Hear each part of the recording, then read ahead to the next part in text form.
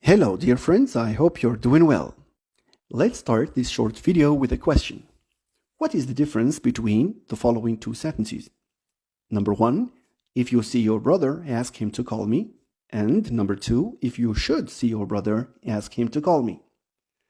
There are in fact two basic differences between the two sentences, the one without should and the one with should.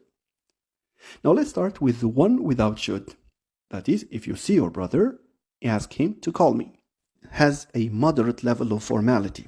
It's not as formal as the one with should.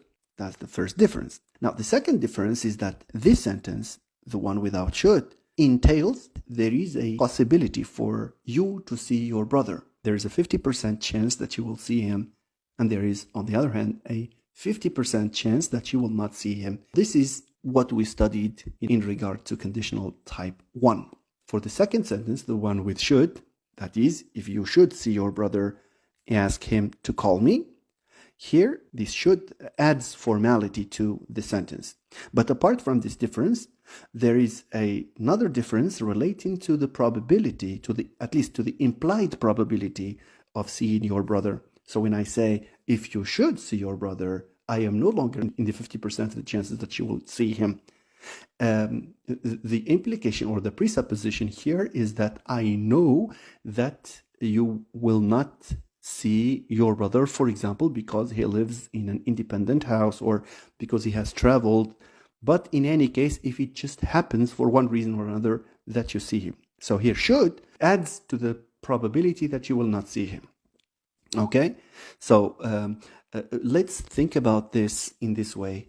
If you see your brother without should, it means 50-50. 50% of the chances you will see him, 50% of the chances you will not. But when I say, if you should see him, it means that I know that you will not see him, but just in case that this happens, okay, ask him to call me. One point to mention in this regard relates to the possibility of deleting the subordinator if, exactly as is the case with conditional type 3.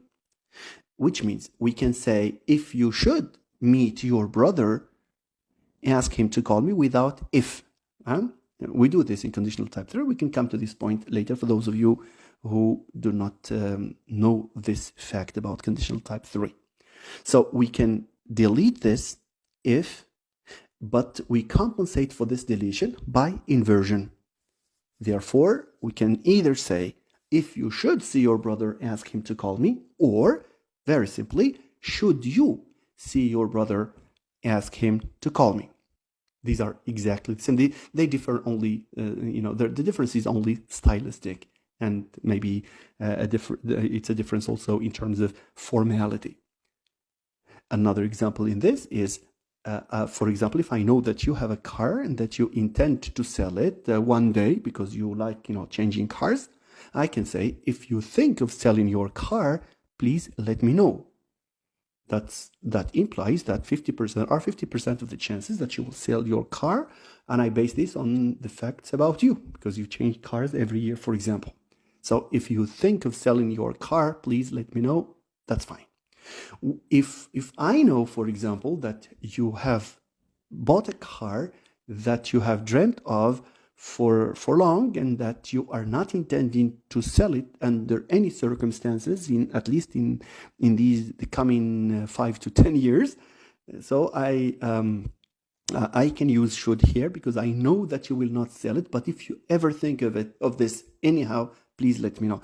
So I can produce a sentence like, if you should think of selling your car, please let me know. This should means that I know that you will not sell it, but if something happens, if you decide to sell it anyhow, please let me know. So I can say, if you should think of selling your car, please let me know, or should you think of selling your car, please let me know. Thank you very much and have a good rest of August.